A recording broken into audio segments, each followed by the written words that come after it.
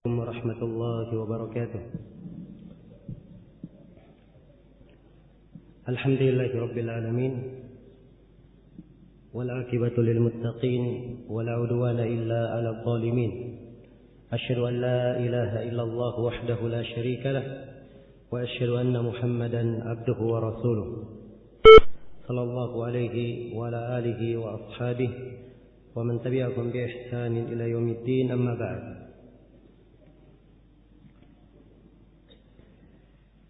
Hadirin sekalian yang saya hormati dan saya muliakan, kita masih melanjutkan pembahasan dari kitab yang pertama yang merupakan materi awal dari rangkaian daurah atau kajian ilmiah kita membahas buku-buku akidah. Itu kita masih melanjutkan kitab Al-Qawaid Al-Arba', 4 kaidah penting di dalam bertauhid. Pada pertemuan kemarin telah kita jelaskan 12 pembahasan dari pendahuluan yang disebutkan oleh penulis Asy-Syaikh Muhammad Ibn Abdul Wahhab rahimahullahu ta'ala. Juga telah kita terangkan 2 kaidah yang disebutkan oleh Asy-Syaikh rahimahullah. Pada hari ini insyaallah ta'ala kita akan melanjutkan membaca kaidah yang ketiga dan kaidah yang keempat. Kata beliau rahimahullah dalam kaidah yang ketiga, Al-Qa'idatul Tsaniyah atau Ats-Tsalitsah. Al-Qa'idah Ats-Tsalitsah, kaidah yang ketiga. Anna an-nabiyya sallallahu alaihi wasallam ظهر على أناس متفرقين في عباداتهم، منهم من يعبد الملائكة، ومنهم من يعبد الأنبياء والصالحين، ومنهم من يعبد الأنبياء والصالحين، ومنهم من يعبد الأشجار والأحجار، ومنهم من يعبد الشمس والقمر، وقاتلهم رسول الله صلى الله عليه وسلم جميعا ولم يفرق بينهم. Kata beliau rahimahullah, kaidah yang ketiga, sesungguhnya Nabi sallallahu alaihi wasallam tampak di tengah-tengah orang-orang yang berbeda-beda dalam ibadah mereka.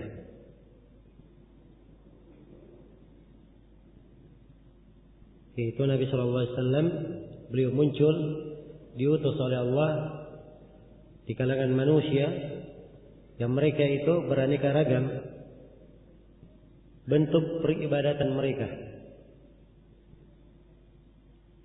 Kata beliau, minhum may ya'budul malaikah. Di antara mereka ada yang menyembah malaikat. Wa minhum may ya'budul anbiya'a was salihin. Di antara mereka ada yang menyembah para nabi dan orang-orang yang salih. Wa minhum may ya'budul ashjar wal ahjar. Dan di antara mereka ada yang menyembah pepohonan dan bebatuan. Wa minhum may ya'budu asy-syamsa wal qamar. Serta di antara mereka ada yang menyembah matahari dan bulan. Wa qatalahum Rasulullah sallallahu alaihi wasallam jami'an wa lam yufarriq bainahum. Sementara Nabi sallallahu alaihi wasallam memerangi mereka semua dan tidak membedakan antara mereka. Tidak membedakan antara mereka. Iya. Ini kaidah yang ketiga. Beliau di kaidah yang ketiga ini ingin menjelaskan bahwa kaum musyrikin di masa Nabi sallallahu alaihi wasallam peribadatan mereka beraneka ragam. Ada yang beribadah kepada malaikat, ada yang beribadah kepada para nabi dan orang-orang salih, ada yang menyembah pepohonan, bebatuan, ada yang menyembah matahari dan bulan. Jadi ibadah mereka beraneka ragam. Tapi hukum yang diterapkan oleh Nabi kepada mereka cuma satu. Nabi memerangi mereka seluruhnya, tidak membedakan antara mereka. Menunjukkan bahwa kesyirikan itu walaupun bentuknya beraneka ragam, tapi ia kembali kepada satu hukum. Karena maknanya sama, memalingkan ibadah kepada selain Allah. Memalingkan ibadah kepada selain Allah. Dan memalingkan ibadah kepada selain Allah merupakan syirkun akbar, syirik akbar yang mengeluarkan pelakunya dari keislaman. Syirik akbar, siapa yang bersifat dengannya tidak dianggap sebagai seorang muslim. Karena itu Nabi sallallahu alaihi wasallam memerangi kaum musyrikin, tidak membedakan antara seorang pun di antara mereka, walaupun peribadatannya beraneka ragam. Iya. Ini makna umum dari kaidah. Maksud Syekh rahimahullahu taala di sini, atau saya ingin simpulkan dari kaidah yang ketiga. Jadi kesimpulan dari kaidah yang ketiga bahwa memalingkan ibadah kepada selain Allah itu adalah syirik akbar. Apakah dipalingkan ibadah itu kepada bebatuan, kepada pepohonan, kepada patung-patung, kepada berhala-berhala, atau diberikan kepada orang-orang salih, para nabi, para malaikat. Memalingkan ibadah kepada selain Allah, hukumnya cuma satu, syirik akbar. Syirik akbar. Ya. Karena mereka kaum musyrikin yang beraneka ragam ibadah ini sifatnya cuma disifatkan satu, sebagai kaum musyrikin, walaupun ibadah mereka bermacam-macam. Ya. Namun pokoknya semuanya memalingkan ibadah kepada selain Allah Subhanahu wa taala. Karena itu Nabi sallallahu alaihi wasallam memerangi mereka semuanya, tidak membedakan seorang pun di antara mereka. Apa dalilnya? Kata beliau, "Wa dalilu qauluhu ta'ala wa qatiluhum hatta la takuna fitnatun wa yakuna ad-dinu kulluhu lillah." Dan perangilah mereka. Perangilah mereka hingga tidak terjadi suatu fitnah apapun. Ya, fitnah di sini tafsirkan oleh beberapa ahli tafsir sebagai bentuk kesyirikan. Perangi mereka sampai tidak terjadi kesyirikan apapun. Walaupun asal kata fitnah itu di dalam bahasa dan secara istilah di penggunaan Al-Quran banyak penggunaannya. Kadang bermakna cobaan, kadang bermakna siksaan, kadang bermakna ya hal yang meragukan seseorang, dan kadang bermakna kesyirikan. Mana yang diinginkan dalam ayat di sini adalah kesyirikan. Perangilah mereka sampai tidak terjadi kesyirikan. Wa yakuna ad-dinu kulluhu lillah, dan agama itu seluruhnya adalah milik Allah. Jadi ini akhir dari perintah. Perintah Allah kepada Nabi memerangi kaum musyrikin. Hingga kapan diperangi? Hingga mereka tidak berbuat kesyirikan apapun, hingga agama itu mereka jadikan seluruhnya hanya untuk Allah. Iya. Jadi ini perintah umum kepada Nabi sallallahu alaihi wasallam. Tidak dibedakan keadaan kaum musyrikin, padahal bentuk-bentuk peribadatan mereka beraneka ragam. Jelas ya? Baik. Kaum musyrikin ya, di masa Nabi mempunyai ibadah yang beraneka ragam, bersamaan dengan itu hukumnya sama, semuanya diperangi oleh Rasulullah, perbuatan mereka semuanya dianggap sebagai syirik akbar. Setelah jelas kaidah ini dan beliau terangkan dalilnya, sekarang Syekh akan membawakan dalil-dalil yang menunjukkan bahwa di kalangan kaum musyrikin ada yang menyembah matahari dan bulan, ada yang menyembah para malaikat, ada yang menyembah para nabi, orang-orang salih, ada yang menyembah kepada batuan, pepohonan dan seterusnya. Sekarang beliau akan menyebutkan dalil-dalilnya. Kata beliau, wa dalilus syamsi wal qamar qauluhu ta'ala, adapun dalil yang menunjukkan bahwa kaum musyrikin ya, di antara kaum musyrikin ada yang menyembah matahari dan bulan adalah firman Allah Ta'ala, wa min ayatihi al-lail wan nahar wasyamsu wal qamar la tasjudu lisyamsi wala lil qamari wasjudu lillahi alladhi khalaqahunna in kuntum iyyahu ta'budun. Allah berfirman dari ayat-ayatnya, dari tanda-tanda kekuasaannya, malam, siang, matahari dan bulan. La tasjudu lisyamsi wala lil qamar. Janganlah kalian menyembah, janganlah kalian sujud kepada matahari dan jangan pula kalian sujud kepada bulan. Ya.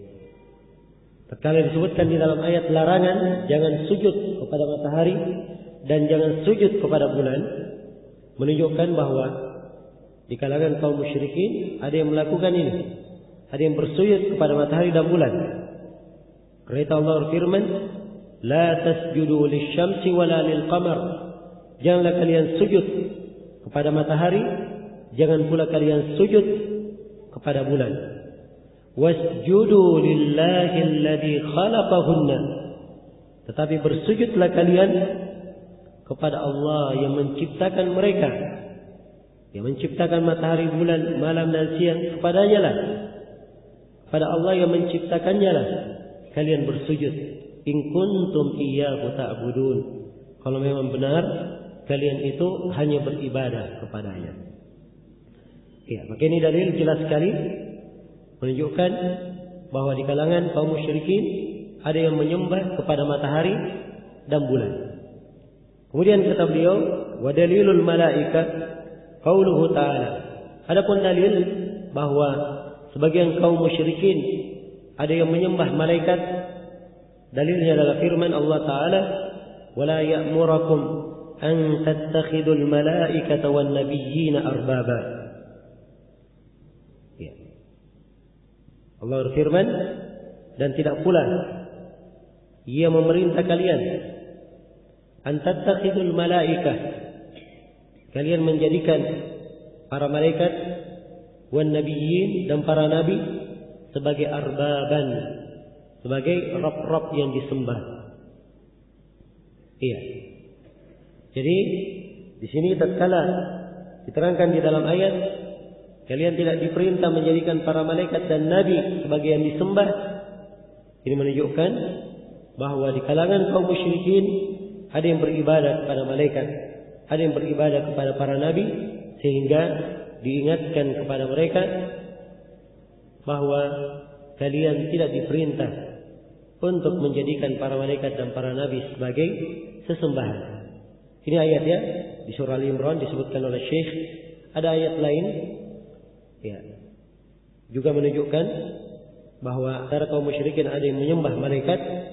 Ayatnya di surah Saba ayat 40 sampai 41. Allah berfirman, wa yawma yahsyuruhum jami'an thumma yaqulu lil malaikah ahaula'i iyyakum kanu ya'budun qalu subhanaka anta waliyuna min dunihim bal kanu ya'buduna al-jinn. Allah berfirman, dan hari kiamat saat Allah mengumpulkan mereka semua, Allah berfirman kepada para malaikat, apakah orang-orang itu memang benar mereka beribadah kepada kalian? Ya. Jadi ini menunjukkan bahwa bagian dari kaum musyrikin yang datang pada hari kiamat, ya, mereka mengaku bahwa beribadah kepada para malaikat. Maka Allah bertanya kepada para malaikat, apakah benar, ya, bahwa mereka itu beribadah kepada kalian? Qalu, para malaikat menjawab, subhanaka, maha suci engkau ya Allah, anta waliyuna min dunihim, engkau adalah wali kami, ya, bukan mereka. Bal kanu ya'buduna al-jin, bahkan mereka itu sebenarnya menyembah jin. Mereka menyembah jin. Ya, dan ini keberadaan banyak dari orang-orang yang berbuat kesyirikan, dari penyembah matahari, penyembah bulan, orang yang merasa menyembah malaikat, menyembah para nabi. Kadang mereka mendengarkan suara-suara, melihat keanehan-keanehan, keajaiban-keajaiban. Ya. Tapi sebenarnya mereka ditipu oleh jin. Jin yang melakukan seluruh hal tersebut. Iya. Dan ini keberadaan banyak dari orang-orang yang jatuh di dalam kesyirikan, beribadah kepada selain Allah Subhanahu wa taala. Mereka menganggap amalannya baik. Ya. Mereka menganggap bahwa itu mendatangkan karamah atau yang semisal dengannya, tetapi hakikatnya mereka ditipu oleh jin. Iya. Jadi dari kandungan ayat ini menunjukkan bahwa di antara kaum musyrikin ada yang menyembah malaikat. Kemudian kata beliau rahimahullah, wa dalilul anbiya'i qauluhu ta'ala. Ya. Dan dalil bahwa di antara kaum musyrikin ada yang beribadah kepada para nabi, ya, ada yang beribadah kepada para nabi, adalah firman Allah Ta'ala, wa idh qala Allahu ya Isa ibn Maryam a anta qulta lin-nasi ittakhiduni wa ummiya ilahaini min dunillah qala subhanak ma yakunu li an aqula ma laysa li bihaqq in kuntu qultuhu faqad alimta in kuntu qultuhu faqad alimta ta'lamu ma fi nafsi wa la a'lamu ma fi nafsik innaka anta 'allamul ghuyub. Ya.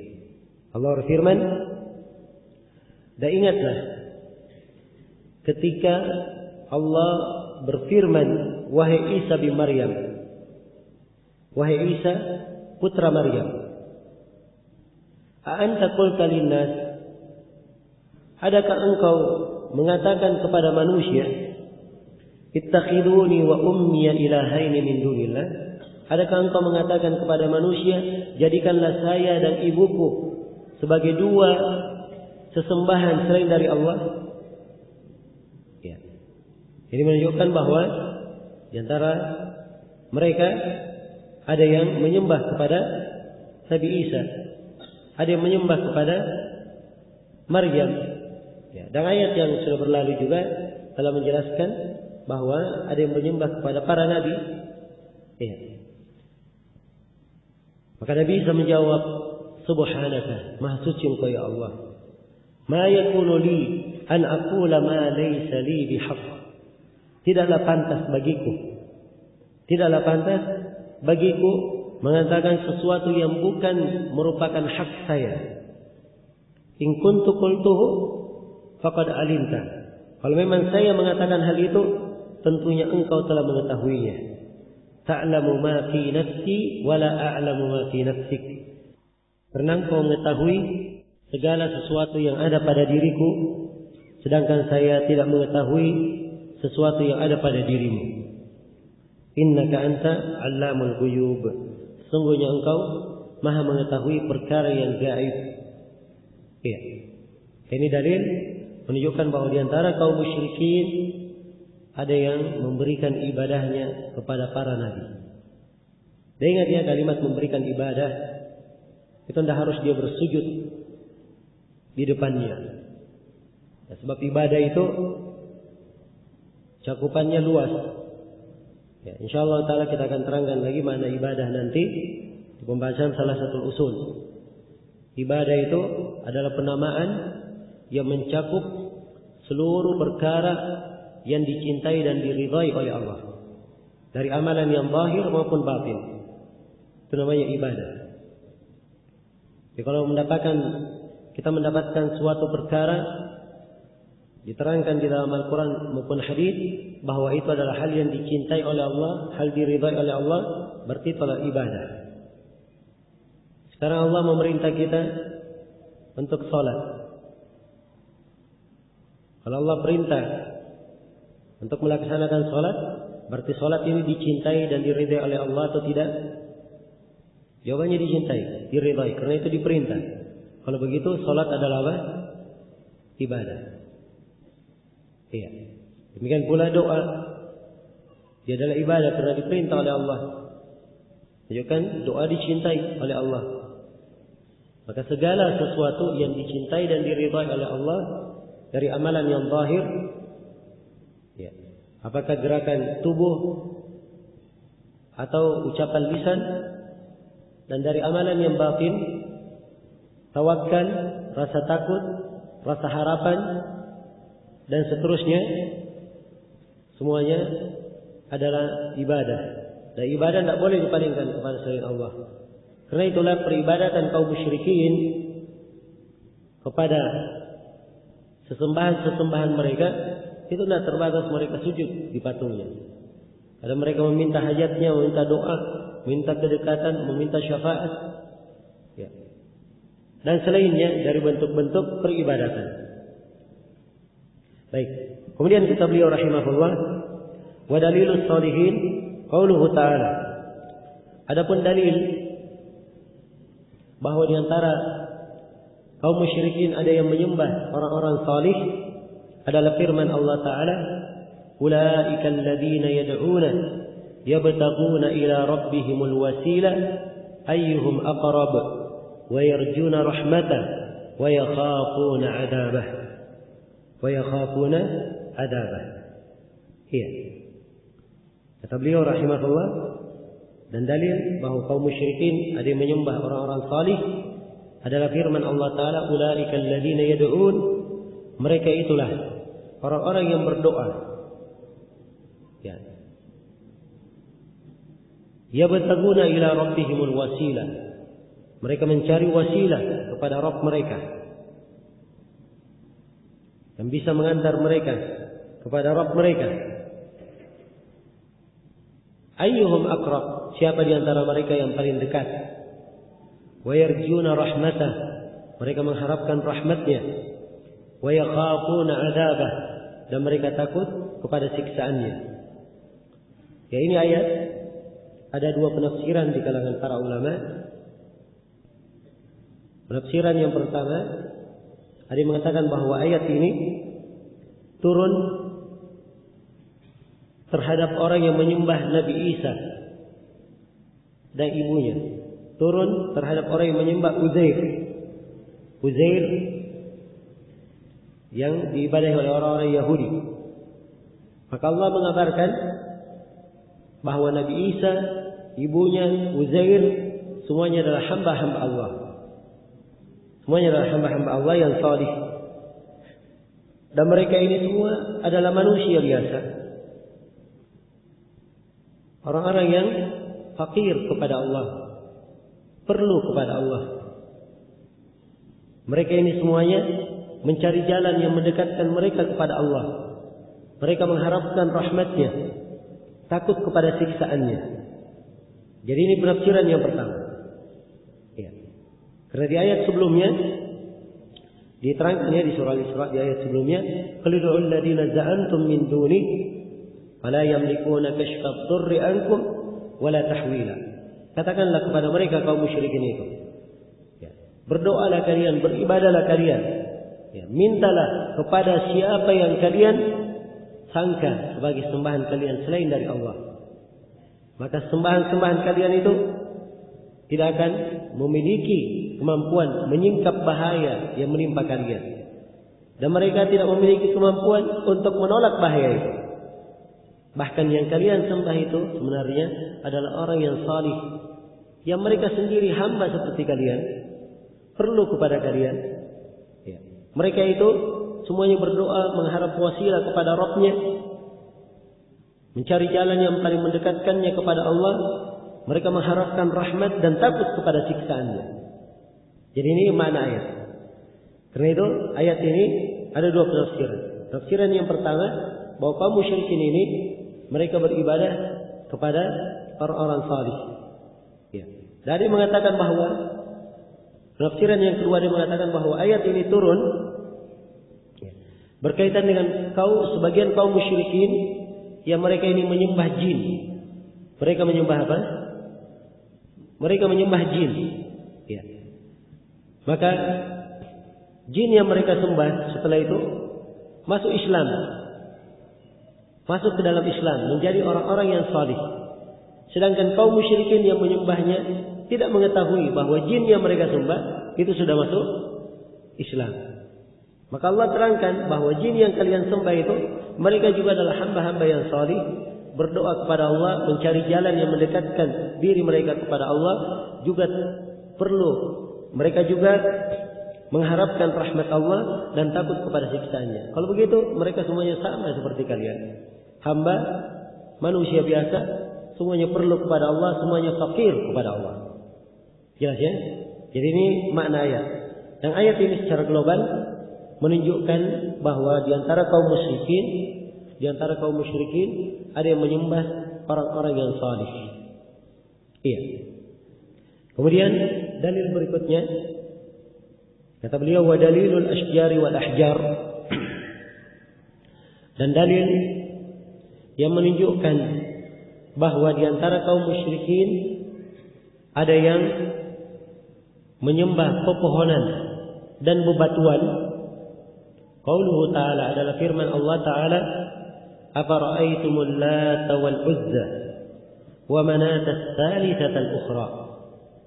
Tidakkah kalian melihat kepada Al-Lat dan Al-Uzza serta Manah yang merupakan salah satu dari atau yang ketiga dari sembahan mereka. Ya. Sini Allah sebutkan tiga sesembahan kaum musyrikin. Tiga yang disembah oleh kaum musyrikin. Yang pertama adalah Al-Lat. Al-Lat ini ada yang mengatakan bahwa dia adalah sebuah batu besar yang berukir yang diibadahi oleh penduduk Taif. Ya. Dari mengatakan bahwa Al-Lat adalah seorang yang salih. Ya. Dia dulunya Yaluttu suwaifan, dari kata yalut, dia membuat suwaif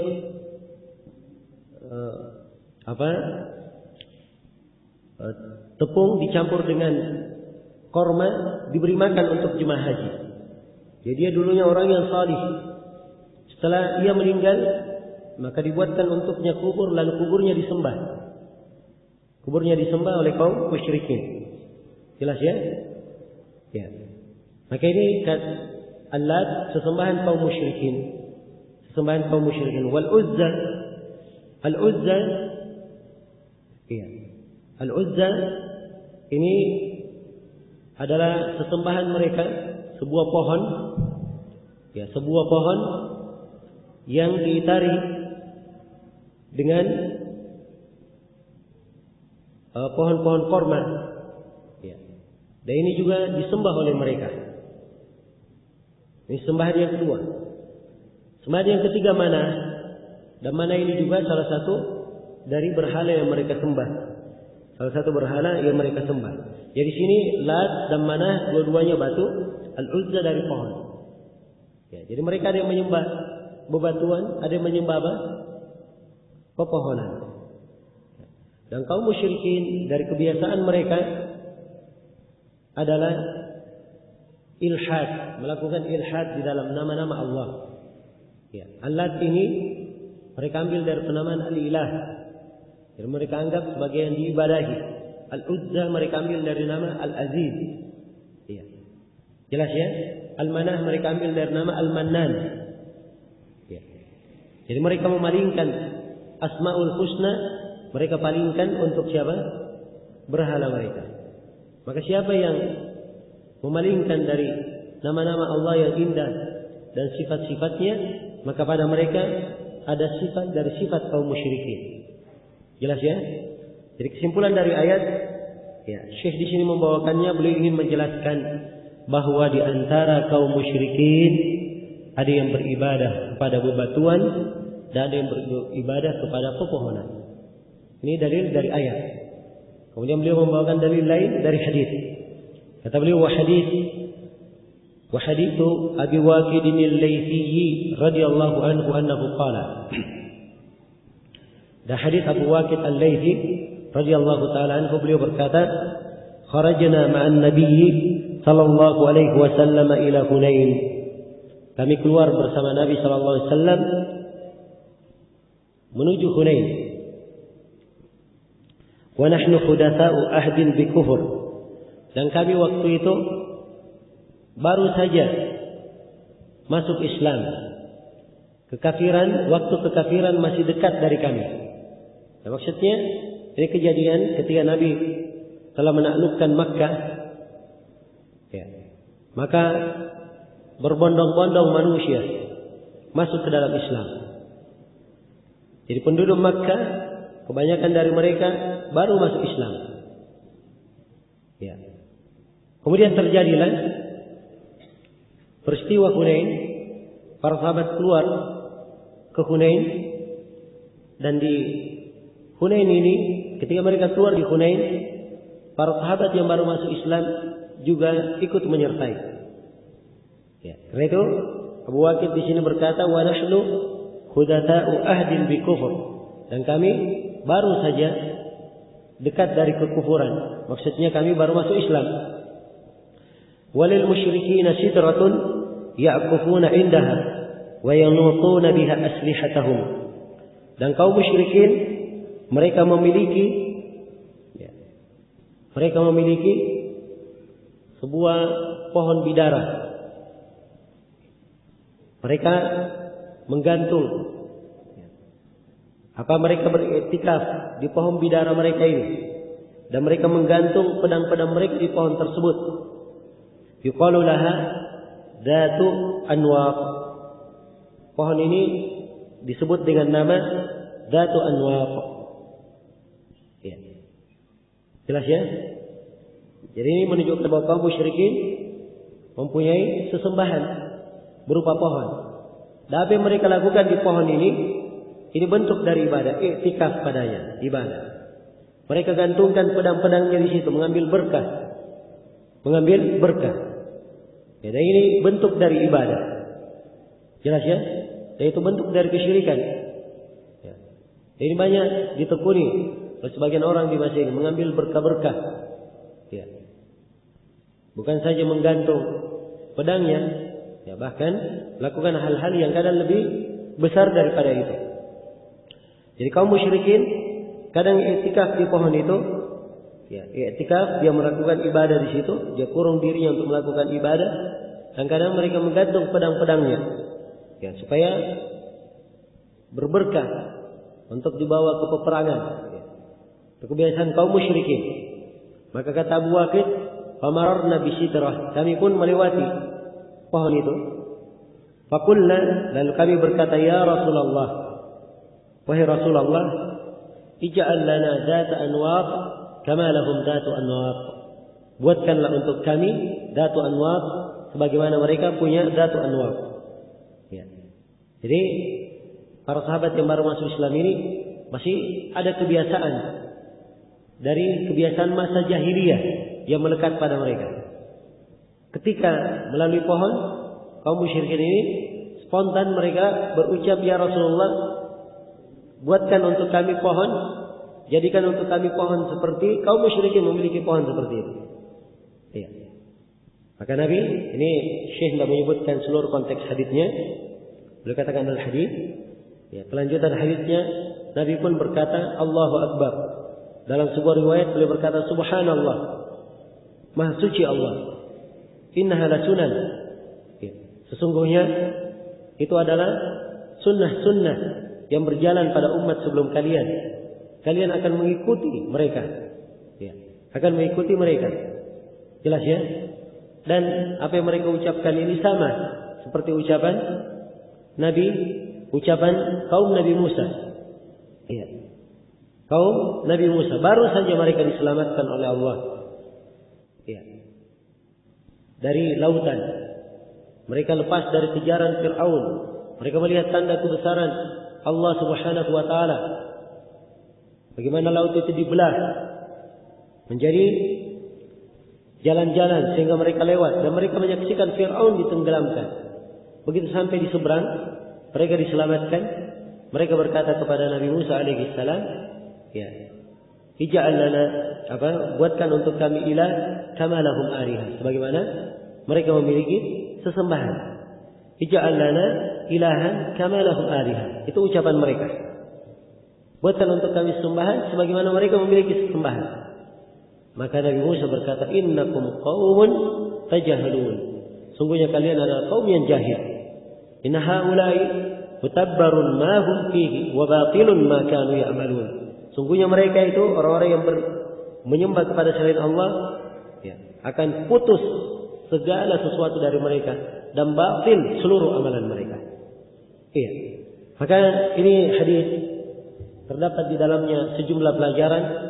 Pelajaran yang paling pertama yang merupakan sisi pendalilan penulis di sini, beliau ingin menjelaskan bahwa di antara kaum musyrikin ada yang beribadah kepada pepohonan. Seperti kaum musyrikin di sini memiliki pohon bidari yang disebut dengan nama Datu Anwar. Nah, hadis ini juga menunjukkan kepada kita semua pentingnya seseorang itu memperdalam tauhid, memurnikan ibadah kepada Allah. Apalagi kalau dia punya background atau punya masa lalu yang tidak baik, masa lalu yang dulunya ada bentuk kesyirikan padanya, maka masa lalunya ini kadang sudah menjadi kebiasaan pada dirinya yang mungkin spontan keluar tanpa dia sadari. Karena itulah seorang hamba sangat penting sekali untuk mengetahui, ya, bagaimana memurnikan ibadah kepada Allah, dan ia mengetahui apa bentuk-bentuk kesyirikan supaya dia tidak terjatuh di dalamnya. Dan kejahilan akan tauhid, ketidakmengertian akan bentuk-bentuk kesyirikan, ini akan menyeret seseorang jatuh di dalamnya. Apalagi di masa ini, ya, bentuk-bentuk kesyirikan dianggap sebagai perkara yang lumrah, perkara yang biasa. Kadang seorang diajak padanya, dia tidak menyadari bahwa itu kesyirikan karena dianggap sebagai kebiasaan. Maka perlu seorang itu berbekal dengan ilmu syariat, ilmu tauhid yang menyebabkan dia kokoh di atas memurnikan ibadah kepada Allah, ya, dan dia terhindar dari segala bentuk kesyirikan. Selesai sudah di sini pemaparan kaidah yang ketiga. Jadi kesimpulan dari kaidah yang ketiga bahwa Nabi Shallallahu Alaihi Wasallam itu diutus di tengah kaum, di tengah orang-orang musyrik. Yang kaum musyrikin ini ibadah mereka beraneka ragam. Bentuk-bentuk ibadah mereka beraneka ragam. Ya. Ada yang menyembah matahari dan bulan, ada yang menyembah malaikat, ada yang menyembah orang-orang salih, para nabi, ada yang menyembah bebatuan, pepohonan, ada yang menyembah jin dan selainnya. Maka siapa saja dari ahlu asyirk, dari orang yang berbuat kesyirikan di masa ini, seperti kadang kita saksikan ada orang yang berdoa, ya, kepada selain Allah. Dia berdoa misalnya meminta hajatnya kepada kiai-kiainya, kepada wali-walinya, kepada habib-habibnya. Ketika ditegur, itu kesyirikan. Jawabannya, subhanallah, kami tidak berbuat kesyirikan. Kaum musyrikin menyembah kepada patung. Kami tidak menyembah kepada patung. Ya. Kami tidak menyembah kepada patung. Kata mereka, kami sholat 5 waktu. Kami puasa di bulan Ramadan. Ya. Kami tidak menyembah kepada patung.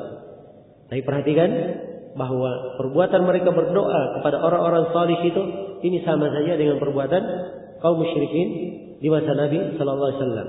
Maka ini kaidah, ya, sangat menerangkan apa yang dimaksudkan dengan tauhid dan apa yang dimaksudkan dengan kesyirikan.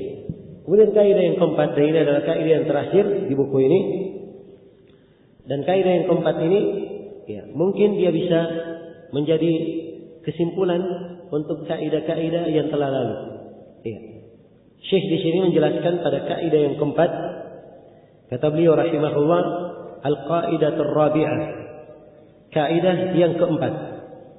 Anna musyriki zamanina aghladu syirkan minal awwalin. لأن الأولين يشركون في الرخاء ويخلصون في الشدة ومشركو زماننا شركهم دائم في الرخاء والشدة. Kata beliau, kaidah yang keempat, sesungguhnya kaum musyrikin pada zaman kini, pada zaman sekarang ini, kesyirikannya lebih parah dari orang-orang musyrik terdahulu. Dari kesyirikan kaum musyrikin terdahulu. Ya. Ini kaidah yang beliau ingin tanamkan. Dari sisi mana Syekh menyimpulkan bahwa kesyirikan pada masa ini, pada masa beliau lebih parah daripada kesyirikan di masa Nabi? Kata beliau, "Li'anna al-awwalina yusyrikuna fir rakha'i wasyiddah." Karena kesyirikan orang-orang terdahulu di masa Nabi, kaum musyrikin di masa Nabi, kesyirikan mereka itu hanya fir rakha, hanya di waktu mereka lapang. Ya. Jadi waktu lapang, tidak ada bahaya, tidak ada musibah. Ya. Mereka berbuat kesyirikan. Tapi yukhlisuna fi syiddah. Akan tetapi di waktu ada musibah, ada petaka, ya, ada kesulitan, mereka pasti berdoa, beribadah hanya kepada Allah. Hanya beribadah kepada Allah. Ini kaum musyrikin di masa Nabi. Ya, adapun kaum musyrikin di masa kita, kata penulis, wa musyriku zamanina syirkuhum daim. Ya. Dan kaum musyrikin di masa kita, kesyirikan mereka adalah kesyirikan yang terus menerus, fi syiddati war raha, pada waktu lapang maupun waktu susah. Ini perbedaannya. Kalau kaum musyrikin di masa ini, syiriknya terus menerus, di masa lapang maupun di masa susah. Ya, bahkan di masa ini jarang kita dapatkan. Ya, ada yang datang ke kuburan, ya, karena hanya sekedar punya kelapangan saja. Tapi kebanyakannya datang karena mempunyai hajat, sedang ditimpa kesusahan, sedang ditimpa kepayahan. Ya, jelas ya? Apa dalilnya bahwa kaum musyrikin di masa Nabi, kalau di masa susah mereka mengikhlaskan ibadah kepada Allah? Oh, ini banyak sekali dalilnya dalam Al-Quran. Allah terangkan memang. Di antara dalilnya, penulis di sini menyebut satu ayat. Kata beliau, "Wa dalilu qauluhu ta'ala," dan dalilnya adalah firman Allah Ta'ala, "Fa idza rakibu fil fulki da'u Allaha mukhlishina lahud-din. Falamma najjahum ila al-barri idza hum yusyrikun." Apabila mereka kaum musyrikin itu, ya, naik di atas kapal, naik di atas perahu, ya, berjalan perahunya, tiba-tiba ada bahaya, ya, di tengah lautan ada badai. Apa yang mereka lakukan? Da'ullaha, mereka beribadah kepada Allah, mukhlishina lahuddin, mereka ikhlaskan agama hanya kepada Allah. Ya. Falamma najjahum ilal barri idahum yusyrikun. Begitu mereka diselamatkan ke daratan, ya, begitu selamat, bahaya sudah berlalu, baru mereka ulangi kesyirikannya. Ini kaum musyrikin di masa Nabi Sallallahu Alaihi Wasallam. Terangkan dalam ayat ini. Ada ayat yang lain juga menjelaskannya. Di antaranya adalah firman Allah Subhanahu wa Ta'ala, ya, di surah Yunus.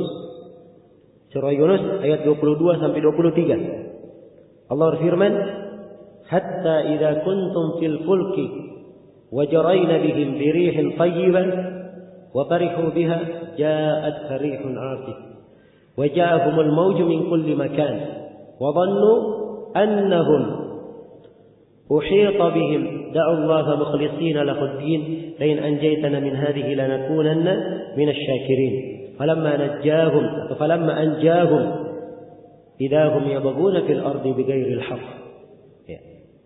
Allah berfirman, hingga saat kalian berada di atas perahu, wajarayna bihim birihin tayyibah, dan perahu ini kami perjalankan membawa mereka dengan angin yang baik, angin yang indah. Ya, tenang mereka jalan. Wa farihu biha, dan mereka sudah bergembira sebab perahunya berjalan lancar. Tapi tiba-tiba ja'at farihun asif. Tiba-tiba datanglah angin badai yang sangat dahsyat. Ya. Wajahumul mauju min kulli makan, dan datang kepada mereka gelombang ombak dari segala penjuru. Ya. Wa dhannu annahum uhita bihim, dan mereka sudah menyangka mereka ini sudah tidak bisa keluar lagi dari musibah. Ya. Dari kesusahan yang menimpa. Apa yang dilakukan oleh mereka? Apakah mereka berdoa kepada Lata, kepada Uzza, kepada Manat? Ya. Atau kepada sembahan-sembahan lainnya? Tidak. Yang mereka lakukan adalah da'ullaha mukhlishina lahuddin. Mereka beribadah kepada Allah, mengikhlaskan agama hanya untuknya. Ini kaum musyrikin di masa lalu. Ya. Ikhlas mereka pada saat apa? Kena musibah. Mereka berkata, ya Allah, kalau Engkau menyelamatkan kami dari musibah ini, maka kami akan menjadi orang yang bersyukur. Ya. Tapi dasar kaum musyrikin, begitu diselamatkan, mereka pun melakukan kesewenang-wenangan di atas muka bumi tanpa hak. Kembali mengulangi kesyirikannya. Iya. Dan juga di surah Al-Isra ayat 67, Allah Subhanahu wa taala berfirman, "Wa idza massakumud durru fil bahri dhalla man tad'una illa iyyah falamma najjakum ilal barri a'radtum wa kana al-insanu kafura." Apabila kalian ditimpa oleh bahaya di tengah lautan, maka hilanglah segala yang kalian beribadah kepadanya kecuali hanya Allah. Ya, tegas di sini ya ayat. Kalau sudah lautan kena bahaya, sudah hilang semua yang mereka ibadahi. Ya, mereka lupa kepada seluruh yang mereka ibadahi kecuali hanya kepada Allah Subhanahu wa taala. Sebab mereka tahu hanya Allah yang mampu menyingkap apa? Bahaya yang menimpa mereka. Ya. Karena Allah firman di ayat yang lain, "Amma yujibul mutarra idza da'a."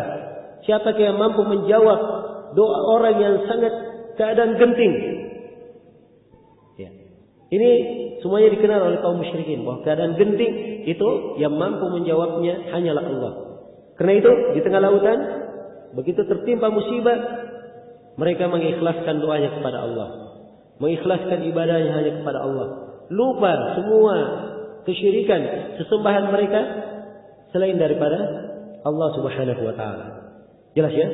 Dan ini banyak sekali ya ayat-ayat yang seperti ini, masih ada beberapa ayat yang lain di dalam Al-Qur'anul Karim. Ya. Dan ini menunjukkan benarnya kaidah yang disebut oleh Syekh rahimahullah, bahwa kaum musyrikin di masa ini kesyirikannya lebih parah. Kesyirikannya lebih dahsyat daripada kesyirikan kaum musyrikin di masa Nabi. Ya. Kalau ingin contoh, ya, kita banyak ya, mendapatkan contoh dan melihat ya, di sebagian tempat yang pernah terjadi tsunami, ya, pernah saya baca di berita,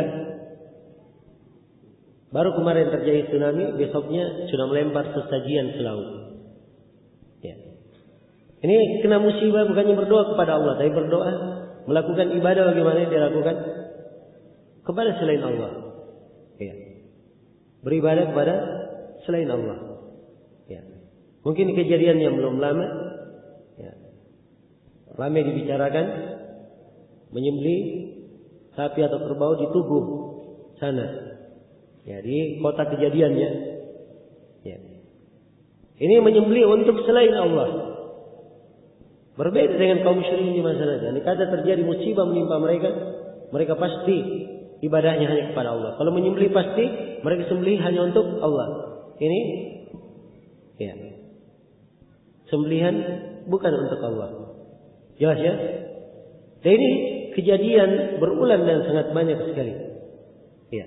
Di dalam sebuah buku, saya pernah baca sebuah buku dari salah seorang yang mengisahkan bagaimana dia mendapatkan hidayah, dan beliau berasal dari negeri Yaman. Ya. Dia menceritakan bahwa dia naik perahu dari Yaman menuju ke Jeddah. Ya. Maka di tengah jalan terjadi badai. Orang-orang yang berada di atas perahu, mereka berdoa kemana? Doanya ya Allah. Ya. Mereka berdoa, wahai Habib Fulan. Yang dipanggil apa? Habibnya. Ya. Yang satunya lagi wahai Habib Fulan. Semuanya menghadirkan nama Habibnya. Ya, kalau di Jawa ini mungkin masyhurnya mereka memanggil kiainya. Ya. Yang mereka anggap sebagai tokoh-tokoh keagamaan mereka. Ini Habibnya ada di negerinya dan sebagiannya sudah meninggal. Itu yang mereka panggil dan mereka tempati berdoa. Subhanallah. Jadi mereka ini lebih parah daripada kaum musyrikin di masa Nabi Sallallahu Alaihi Wasallam. Bahkan yang bercerita ini, yang menceritakan kisah ini, bagaimana dia mendapat hidayah, dia waktu itu sudah mengenal bahwa ibadah hanya kepada Allah. Maka dia berdoa kepada Allah supaya diselamatkan. Dan ia menegur orang-orang itu. Ya. Dia berkata, wahai kaum, kalian ini keliru. Berdoa itu harusnya hanya kepada Allah. Malah orang-orang itu berkata, oh rupanya kamu yang menjadi biang keladi, kenapa kita dapat musibah. Ada orang yang seperti ini di atas perahu. Ya, hampir saja ia dilempar oleh orang-orang itu ke laut. Ya, tapi alhamdulillah beliau diselamatkan oleh salah seorang dari awak kapal. Jelas ya? Dan ini adalah hal, kalau ingin dikisahkan banyak sekali kisah-kisah yang kadang kita sendiri menyaksikannya, memperhatikannya. Kalau begitu kesyirikan, ya, kaum musyrikin di masa ini itu lebih parah dari kesyirikan kaum musyrikin di masa Nabi. Dan lebih parahnya salah satunya ini, pada saat kena musibah atau kena kesulitan, mereka ibadahnya kepada kesyirikannya, kepada sembahannya, kepada selain Allah, itu di masa susah dan di masa lapang. Kalau kaum musyrikin di masa Nabi, hanya di masa lapang saja. Ya. Kalau kita ingin hitung semuanya, mungkin saya bisa katakan ada 5 sudut. Ya. Ada 5 perkara yang menunjukkan bahwa kaum musyrikin di masa ini lebih parah daripada kemusyrikan kaum musyrikin di masa Nabi Sallallahu Alaihi Wasallam. Sudut yang pertama ini yang diterangkan oleh Syekh. Yang diterangkan di dalam buku ini. Dan sudah diterangkan, dijelaskan dalilnya. Bahwa kaum musyrikin di masa Nabi, kalau mereka kena kesusahan, doanya hanya kepada Allah. Adapun musyrikin di masa ini tidak. Di masa susah, masa lapang, semuanya doanya kepada selain Allah.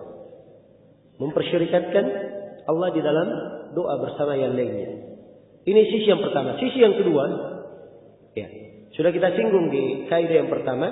Di sisi yang kedua, bahwa kaum musyrikin di masa Nabi Sallallahu Alaihi Wasallam itu sangat mengerti makna la ilaha illallah. Mereka sangat paham apa makna la ilaha illallah. Jadi kalau dikatakan kepada mereka ucapkan la ilaha illallah, mereka paham apa maknanya. Bahwa la ilaha illallah artinya tidak ada yang berhak diibadahi kecuali Allah. Karena itu kaum musyrikin ketika disuruh ucapkan la ilaha illallah, mereka berkata, aja'alal alihata ilahan wahida, inna hadza la syai'un ujab. Apakah Nabi Muhammad ini ingin menjadikan yang disembah cuma satu? Sungguhnya ini adalah suatu hal yang menakjubkan. Jadi mereka memahami la ilaha illallah artinya tidak ada yang berhak diibadahi kecuali Allah. Adapun kaum musyrikin di masa ini, kalau ditanya apa arti la ilaha illallah, ya, mereka hanya bilang la ilaha illallah tidak ada yang mencipta kecuali Allah, tidak ada yang memberi rezeki kecuali Allah, tidak ada yang menghidupkan dan mematikan kecuali Allah. Ya. Sudah kita terangkan ya, bahwa itu makna betul bagian dari kandungan la ilaha illallah. Tapi itu bukan makna la ilaha illallah. Ya.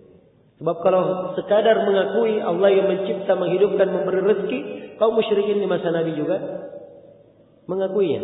Sebagaimana yang telah diterangkan di kaidah yang pertama. Jelas ya? Maka di sini nampak bahwa kaum musyrikin di masa ini, ya, keadaan mereka lebih parah daripada keadaan kaum musyrikin di masa Nabi Sallallahu Alaihi Wasallam. Sisi yang ketiga yang menunjukkan bahwa keadaan kaum musyrikin di masa ini lebih parah dari keadaan kaum musyrikin di masa Nabi. Kalau kaum musyrikin di masa Nabi, ibadah mereka kepada selain Allah. Tapi ibadah mereka kepada selain Allah pada hal-hal yang masuk akal. Ya, dalam artian hal-hal yang di kalangan manusia adalah hal yang dipandang. Mereka berdoa, beribadah kepada para nabi, beribadah kepada para malaikat, beribadah kepada orang-orang salih, beribadah kepada pewahawanan, kepada batuan. Kalau di masa ini, naudzubillah, ada yang beribadah kepada hewan ternak. Ada yang beribadah kepada kuburan ini bukan kuburan orang salih, tapi kuburan orang yang semasa hidupnya dikenal dengan kefajiran dan kekejian. Ya. Ada orang yang beribadah kepada orang yang tidak diketahui. Ya. Kepada orang yang tidak diketahui. Kalau tahu kisahnya kuburan Al-Badawi di Mesir sana, kuburan Al-Badawi, ya, ini kuburan, ya. Naudzubillah, kalau melihat sejarah siapa Al-Badawi? Ya. Orang akan bertanya, naudzubillah. Saya bersamaan dengan itu, dia termasuk kuburan yang paling banyak didatangi. Jelas ya? Demikian pula kita di Indonesia ini, kita semua memaklumi, ya, bahwa kuburan-kuburan yang didatangi dan dilakukan peribadatan di negeri kita ini mungkin lebih banyak daripada di tempat-tempat lainnya. Ya, lebih banyak daripada di tempat-tempat lainnya. Maka ini menunjukkan bahwa keadaan kaum musyrikin di masa ini lebih parah daripada keadaan kaum musyrikin di masa Nabi. Ini sisi yang ketiga. Kemudian sisi yang keempat, kaum musyrikin di masa Nabi sallallahu alaihi wasallam, mereka secara global mengakui tauhid rububiyah Allah, menetapkan rububiyah Allah. Adapun kaum musyrikin di masa ini, ya, sebagian dari mereka sampai kesyirikannya dalam tauhid rububiyah. Kesyirikannya dari tauhid rububiyah. Jelas ya? Kalau di masa Nabi sallallahu alaihi wasallam, ya, mereka berdoa kepada orang-orang salih, kepada sesembahannya, itu dijadikan perantara saja. Dijadikan apa? Dijadikan perantara. Iya. Dijadikan perantara untuk menyambung kepada Allah. Sebab mereka tahu bahwa sembahan ini tidak bisa memberi manfaat, tidak bisa memberi kecelakaan. Hanya sebagai perantara disambung kepada Allah. Tapi kaum musyrikin di masa ini, mereka yakini walinya ini bisa menambah rezeki untuknya, ya, bisa memberinya untuknya anak, ya. Bahkan sebagian, ya. Dan ini bukan kisah yang diada-adakan, dia adalah hal yang tertulis di buku-buku. Sebagian dari orang-orang yang berbuat kesyirikan ini, ya, ada yang menyebutkan dari keistimewaan gurunya, dari karamah walinya, ya, ada orang yang datang kepada walinya menangis, ya. Dia mengadukan bahwa anaknya meninggal, ya, si wali berkata, kamu pulang, anakmu sudah kembali hidup, ya. Coba bayangkan, dia bisa menghidupkan, ya, mengaku bisa menghidupkan apa? Manusia. Dan ini tidak pernah terjadi di kalangan kaum musyrikin di masa Nabi sallallahu alaihi wasallam. Dan ini terjadi di kalangan sebagian kaum musyrikin di masa ini. Karena itu kesyirikan mereka lebih parah dari sisi yang keempat ini. Kemudian dari sisi yang kelima, kesyirikan kaum musyrikin di masa ini lebih parah dari syirikan kaum musyrikin di masa Nabi. Di masa Nabi, kaum musyrikin mereka menetapkan nama-nama dan sifat Allah. Tidak pernah dikenal ada di antara mereka yang mengingkari nama dan sifat Allah kecuali satu nama, yaitu nama Ar-Rahman. Nama Ar-Rahman ini betul mereka mengingkari. Ya. Tapi di masa ini kesyirikan, ya, dari kaum musyrikin pengingkarannya bukan saja pada satu nama. Ada yang mengingkari seluruh nama dan sifat kecuali satu sifat saja. Ada yang mengingkari sebagian sifat. Ya. Ada yang menetapkan 7 sifat saja. Sifat yang lainnya tidak ditetapkan. Maka ini lebih parah daripada keadaan kaum musyrikin di masa Nabi sallallahu alaihi wasallam, di mana mereka menetapkan sifat-sifat tersebut. Maka ini 5 perkara, 5 pembahasan. Dari 5 pembahasan ini semuanya tampak dengan sangat jelas bahwa keadaan kaum musyrikin di masa ini itu lebih parah daripada keadaan kaum musyrikin di masa Nabi sallallahu alaihi wasallam. Maka ini 4 kaidah, ya, sangat indah sekali, memberikan pencerahan kepada seorang hamba apa itu sebenarnya tauhid, dan apa yang dimaksud dengan kesyirikan, dan apa yang dimaksud dengan kesyirikan. Dengan ini kita selesai mengkaji buku yang pertama, Ya, di akhir risalahnya Syekh rahimahullah berkata, "Tammat wa sallallahu ala Muhammadin wa alihi wa sahbihi wa sallam." Selesai risalah ini, semoga salawat Allah dicurahkan kepada nabinya Nabi Muhammad sallallahu alaihi wasallam dan juga kepada keluarga dan sahabatnya, dan semoga salam selalu dilimpahkan untuk beliau. Wallahu taala. Baik, selesai ya buku yang pertama, dan saya akan berpindah mengkaji buku yang kedua.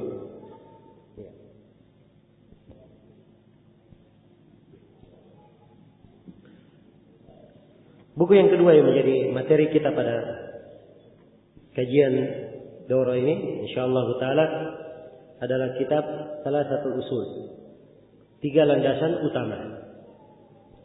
Dan sebagaimana yang telah saya singgung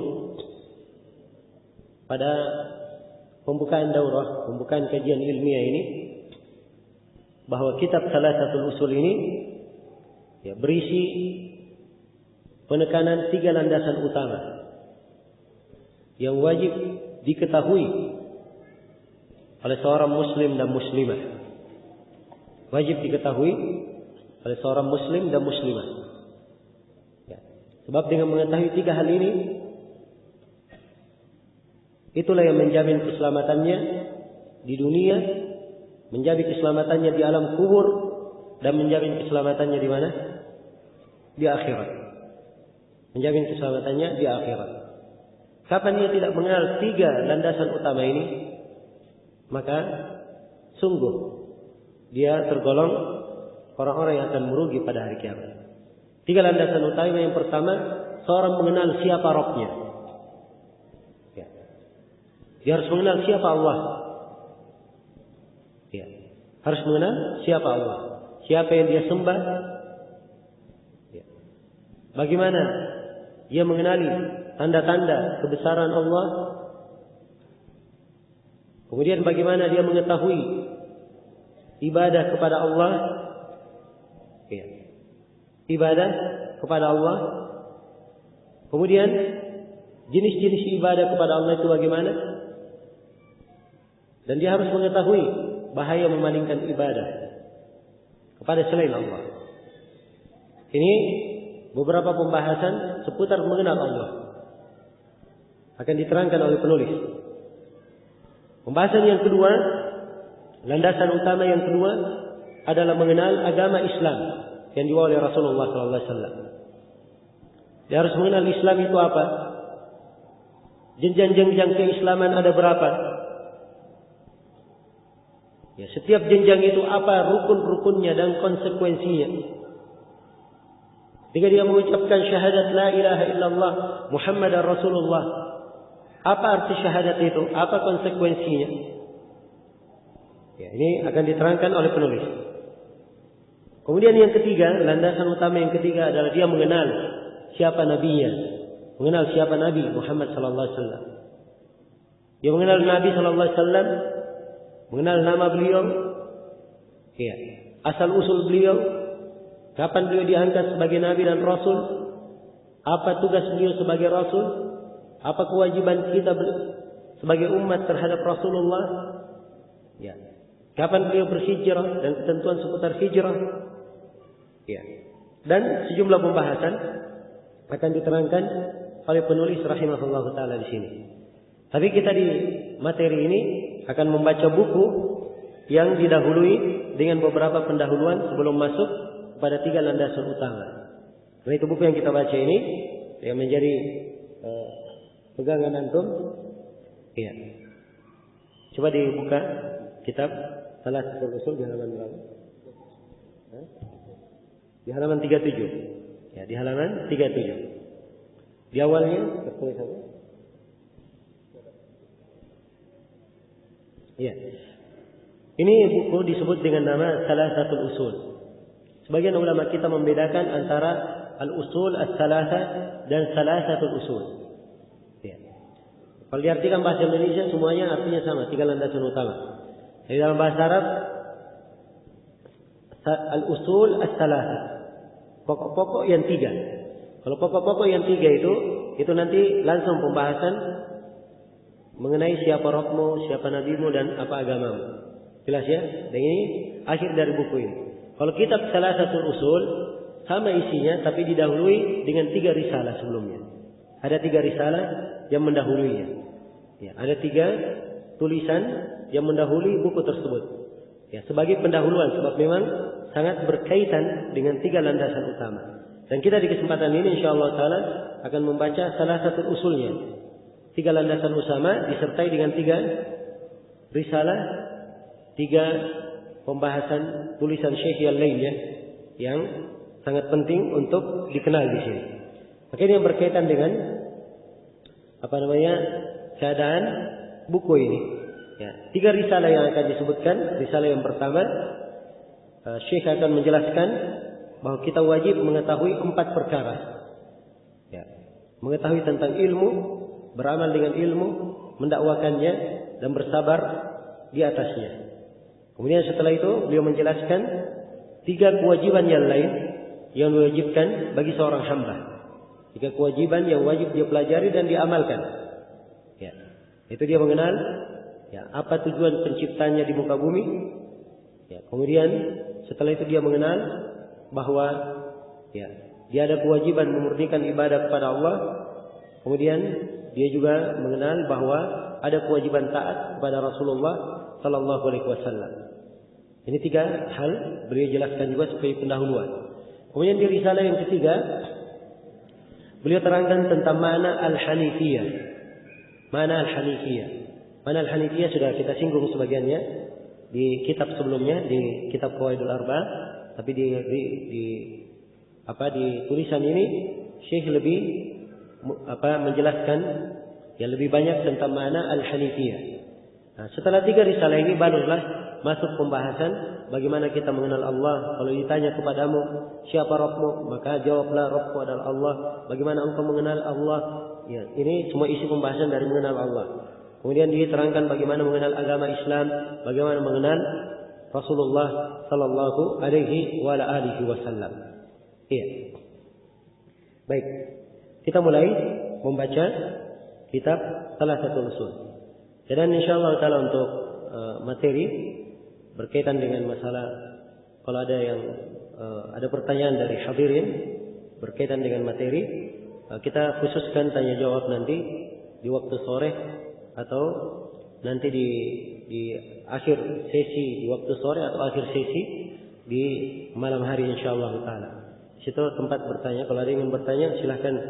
Kalau misalnya di pelajaran pagi ada pertanyaan atau ada masalah yang lewat, bisa ditulis dari pagi hari, mungkin di sore hari kita akan Kita akan menjelaskannya. Iya. Baik, saya akan mulai membaca di sini kitab Salah Satu Usul. Kata beliau rahimahullahu taala, Bismillahirrahmanirrahim. Bismillahirrahmanirrahim. Kembali beliau memulai dengan basmalah. Dan telah kita terangkan pada pertemuan kemarin, ya, bagaimana pentingnya memulai basmalah dan bagaimana disyariatkannya. Ya, memulai dengan basmalah tersebut. Ya. Bismillahirrahmanirrahim. I'lam rahimakallah. Kata beliau, ketahuilah semoga Allah merahmatimu. Kembali beliau memulai risalah ini dengan apa? Dengan doa. Ya. Nah itu telah kita terangkan pada pertemuan yang telah lalu bahwa dari manhaj, ya, dari metodologi penulis di dalam menyusun buku, beliau mengumpulkan antara menyampaikan ilmu dan mendoakan, menunjukkan rahmat beliau, kasih sayang beliau kepada siapa yang membaca bukunya. Karena itu beliau ya, mendoakannya, mendoakan. Jadi beliau gabungkan antara pengajaran dan mendoakan. Ya. Dan ini dari hal yang menunjukkan baiknya niat beliau dan kedudukan beliau sebagai orang yang sangat menasihati umat. Dan sekali lagi, ya, seorang yang bertauhid harus sifat yang seperti ini tampak pada dirinya. Ia tatkala berbicara bukan karena ada masalah dengan orang lain, bukan karena ada ketersinggungan dengan orang lain, tapi dia berbicara karena memang ikhlas, ingin menasihati, ingin memberikan kebaikan yang terbaik untuk saudaranya. Sebagaimana dia cinta suatu kebaikan untuk dirinya, dia cinta juga kebaikan itu untuk saudaranya. Itu sifat seorang mukmin yang dikatakan oleh Rasulullah sallallahu alaihi wasallam, dalam hadits Anas bin Malik yang diriwayatkan oleh Imam Muslim, la yu'minu ahadukum hatta yuhibba li akhihi ma yuhibbuhu li nafsihi. Tidaklah beriman salah seorang dari kalian sampai dia mencintai untuk saudaranya apa yang dia cintai untuk dirinya. Iya, itu sifat seorang mukmin yang sempurna keimanannya.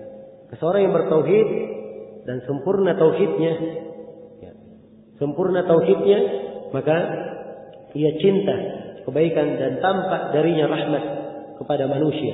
Tampak darinya rahmat kepada manusia. Kata Syekh rahimahullah, i'lam, ketahuilah. Ya, artinya ketahui. Hendaknya kalian mengilmui. Ini beliau ingatkan bahwa ini permasalahan tidak layak seorang jahil tidak mengerti tentangnya. Dan pembahasan yang akan beliau terangkan ini pembahasan dari pokok agama yang sepatutnya seorang hamba sangat memperhatikannya. Dia memasang seluruh panca inderanya untuk bisa memahami pembahasan tersebut. Karena itu beliau bangkitkan semangat dengan kata i'lam, ketahuilah, rahimakallah, semoga Allah merahmatimu, annahu yajibu alaina ta'allumu arba'i masaila, sesungguhnya wajib bagi kita untuk mempelajari 4 pembahasan, 4 permasalahan. Iya. Sini beliau terangkan 4 kewajiban yang wajib untuk dipelajari, 4 hal yang wajib dipelajari. Ya. Perhatikan kata beliau, yajibu alaina, wajib atas kami. Kata wajib di sini bukan fardu kifayah, bukan wajib kifayah. Kalau sudah dilakukan oleh sebagian orang gugur atas sebagian yang lainnya, tidak. Ini kewajiban atas setiap individu muslim dan muslimah. Kewajiban sifatnya wajib ain. Wajib ain. Wajib atas setiap muslim dan muslimah. Iya. Dia wajib mempelajari 4 masalah, 4 pokok agama yang akan diterangkan oleh Syekh di sini. Wajib dia mempelajarinya. Iya. Jelas ya? Dan ini berlaku untuk semuanya, laki-laki dan perempuan, anak kecil maupun orang besar, ya, tua maupun muda, semuanya wajib mempelajarinya. Jelas ya? Wajib mempelajari 4 masail, 4 pokok pembahasan. Al-ula, yang pertama, dari ilmu yang wajib dipelajari dari hal, ya, yang wajib dipelajari, kata beliau al-ilm. Dia wajib mempelajari ilmu. Dia wajib mempelajari ilmu. Dan ilmu itu definisinya adalah ma'rifatul huda bidalilihi. Ilmu itu definisinya adalah seorang mengenal petunjuk dengan dalil-dalilnya. Itu namanya ilmu. Jadi kalau dia mengenal petunjuk dengan dalil, itu baru ilmu namanya. Ya, tapi kalau ada petunjuk, tapi dia tidak tahu apa dalilnya, itu bukan ilmu namanya. Jelas ya? Karena itu di dalam pembahasan ini tidak halal seorang bertaklid, ya, tidak halal seorang ikut-ikutan. Ya, apalagi dalam pembahasan mengenal siapa Allah, siapa Nabi, dan siapa agamanya, ini tidak halal ikut-ikutan di dalamnya. Ya, kemarin saya sebutkan ya, kisah seorang yang kalau meninggal kemana dia di alam kubur. Dan ini diterangkan di dalam banyak hadis, di antaranya hadis Bara' bin Azib, hadis Abu Hurairah, riwayat Imam Ahmad dan selainnya. Seorang mukmin kalau dia meninggal, maka datang malaikat mencabut ruhnya, cabut dengan hal yang membawa kebaikan untuknya, hal yang ringan baginya. Dibawakan untuknya kafan yang sangat harum, yang malaikatnya berseri-seri wajahnya. Kemudian diangkatlah ruhnya, ketika dicabut ruhnya, dengan halus diangkat ruhnya ke langit. Begitu berada di langit pertama, penjaga langit bertanya, siapakah ruh yang baik ini, bau yang harum ini? Maka dikatakan ini adalah ruhnya fulan bin fulan. Dibukakanlah pintu langit pertama, kemudian naiklah ke langit kedua. Juga ditanya dengan pertanyaan yang sama. Dibuka pintu langit sampai dia naik ke Illiyin. Kemudian Allah firman kepadanya, kembalikanlah ruh hambaku ke jasadnya. maka ruhnya pun dikembalikan dengan baik ke jasadnya. Iya. Begitu dia masuk ke jasadnya di dalam kubur, ya, menunjukkan bahwa ruh punya keterkaitan dengan badan di dunia dan ruh punya keterkaitan dengan badan di alam kubur, dan ruh nanti juga punya keterkaitan dengan badan di mana? Di akhirat. Ini 3 alam akan dilalui. Di alam kubur ruhnya dikembalikan masuk ke jasadnya. Ketika dia sudah duduk, maka ada 2 malaikat yang bertanya, Munkar dan Nakir. 2 malaikat disebutkan dalam hadis Abu Hurairah, riwayat At-Tirmidzi dan selainnya, 2 malaikat aswadani azraqan. Ya. Hitam, hijau. Ada yang mengatakan mukanya hitam, badannya hijau. Ada yang mengatakan salah satunya ada yang mengatakan sebagiannya hitam dan sebagiannya hijau. Yang jelas 2 malaikat Munkar dan Nakir. 2 malaikat ini bertanya 3 pertanyaan. Ya. Man rabbuka? Pertanyaan yang pertama, siapa Rabbmu? Maka si mukmin menjawab dengan lancarnya, Rabbi Allah. Rabbku adalah Allah.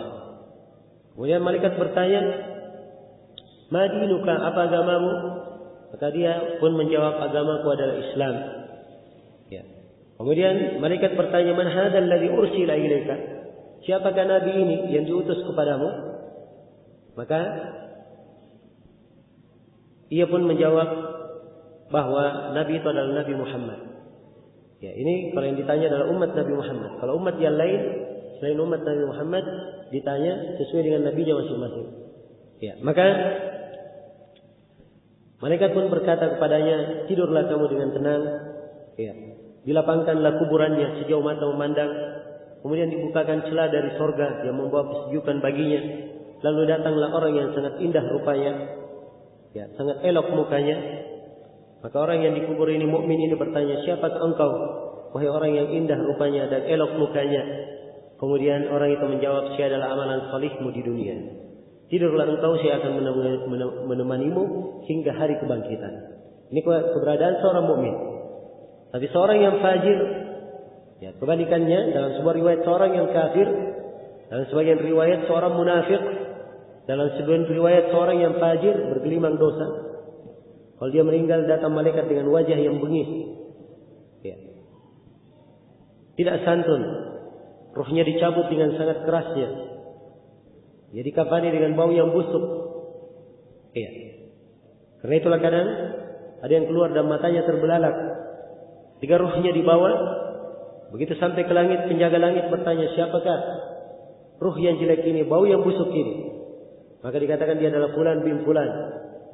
Maka diperintah dari atas langit, lemparkan ia kembali ke jasadnya. Ia pun dilemparkan hingga tersungkur masuk ke dalam jasadnya. Iya. Kemudian duduklah 2 malaikat bertanya 3 pertanyaan. Man rabbuka? Ia menjawab, ha la adri. Sami'tu an-nasa yaquluna syai'an faqultuhu. Dia menjawab, saya tidak tahu. Saya hanya mendengar manusia mengucapkan sesuatu, saya ikut mengucapkannya. Perhatikan ya, ikut-ikutan tidak ada manfaatnya. Ya, ini orang ikut-ikutan. Mungkin sekarang kalau kita tanya siapa Rabbmu, siapa yang kamu sembah, apa agamamu, siapa nabimu, ya, semuanya akan menjawab. Mungkin dari TK sudah dijawab. Tapi apakah memberikan manfaat untuknya dikubur? Tidak. Yang memberi manfaat untuknya dikubur, siapa yang mengetahui 4 hal ini dengan dalilnya. Dia mengetahuinya dengan apa? Dengan dalilnya. Dan kata dengan dalilnya di sini, saya tidak mengharuskan seorang itu menghafal dalil, tidak. Sebab tidak semua orang bisa menghafal dalil. Tapi apa yang dia yakini, pernah dia dengarkan dalilnya, pernah dia pahami. Ya. Dan ini sudah cukup baginya, sudah cukup baginya.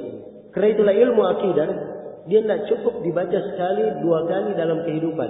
Dia adalah tugas di dalam umur ini. Ya, tugas dalam umur. Dan selalu kita ingat, selalu kita ulangi dan kita ulangi. Semakin seorang mengulanginya dan mengulanginya, maka ini akan semakin mengokohkan keyakinannya dan pasti pengaruhnya akan semakin indah di dunia, semakin membantunya di alam kubur dan pasti menyelamatkannya kelak di kemudian hari tatkala ia menghadap kepada Allah Subhanahu wa taala. Jelas ya? Jadi yang pertama yang wajib diketahui adalah al-ilm. Dan ilmu itu mengenal petunjuk dengan dalilnya. Itu yang disebut dengan ilmu. Dia mengenal petunjuk dengan dalilnya. Dan Syekh di sini menjelaskan bahwa ilmu yang wajib dipelajari itu ada 3. Sebab ilmu itu ada yang sifatnya apa?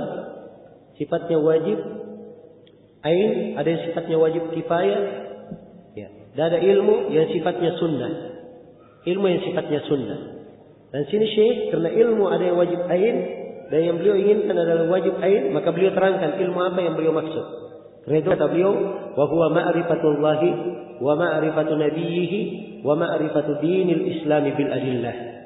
Ya, jadi yang pertama yang wajib dia ketahui adalah dia mengenal ilmu. Dan ilmu yang dimaksud adalah dia mengenal Allah.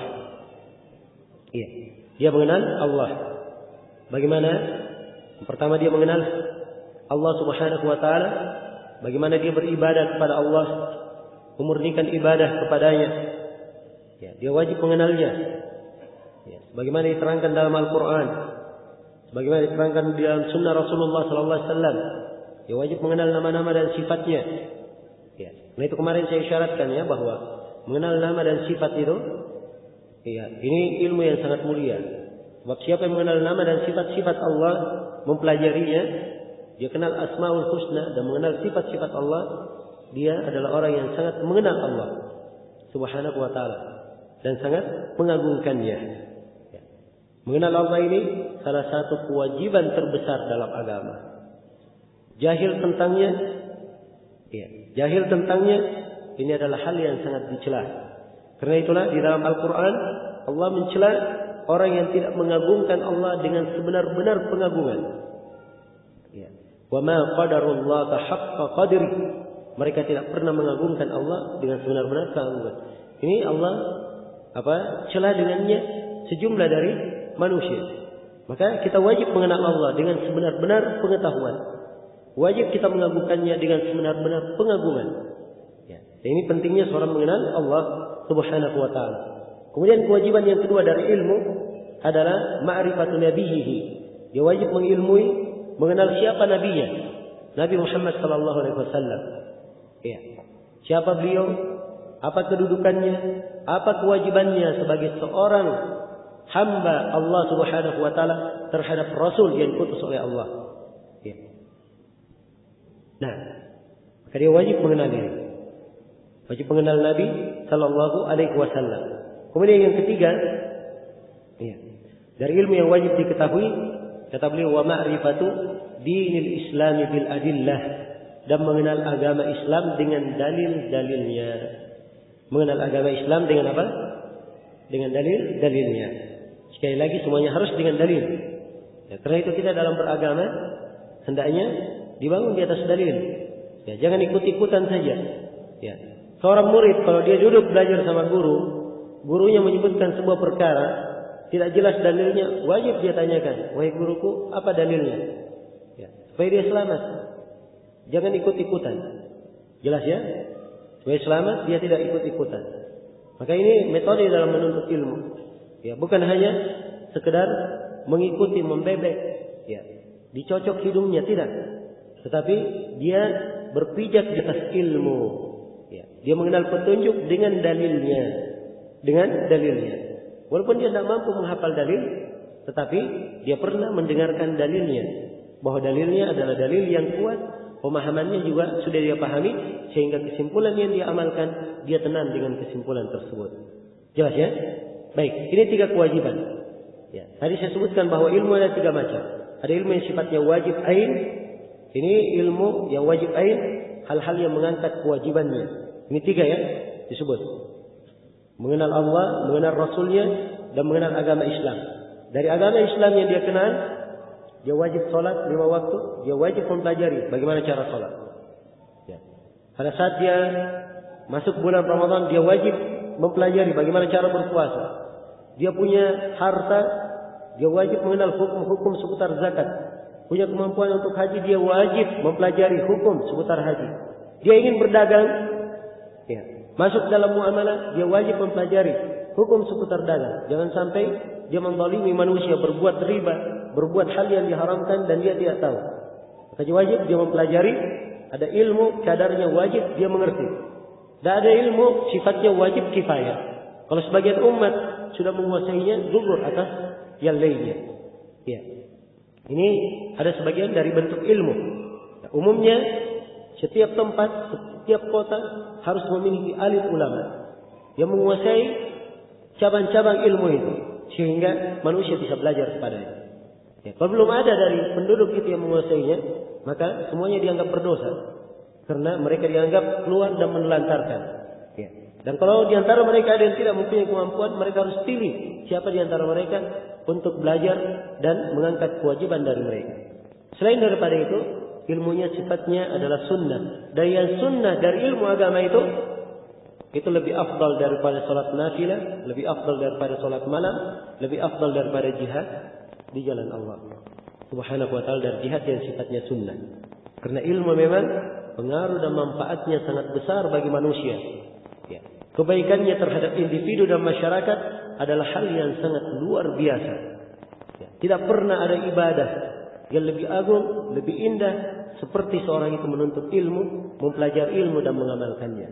Karena itulah, ya, kajian-kajian yang seperti ini, kita mempelajari ilmu, apalagi ilmu yang kita pelajari di majelis ini, semuanya berkaitan dengan kewajiban kita. Berkaitan dengan kewajiban. Ya, ini adalah hal yang indah, hendaknya selalu tertanam dan selalu kita sabarkan diri kita untuk mempelajarinya dan mengulanginya. Baik, waktu sudah melebihi 5 menit atau 6 menit. InsyaAllah ta'ala kita akan lanjutkan pembahasan 4 kewajiban yang wajib diketahui. Ini kewajiban yang pertama, pembahasan yang pertama sudah kita baca. Masih ada pembahasan yang kedua, ketiga, dan keempat. InsyaAllah kita akan lanjutkan di season berikutnya. Untuk sementara saya cukupkan sampai sini. Subhanakallahumma bihamdik, asyhadu an la ilaha illa anta, astaghfiruka wa atubu ilaik. Walhamdulillahi rabbil alamin. Wassalamualaikum warahmatullahi wabarakatuh.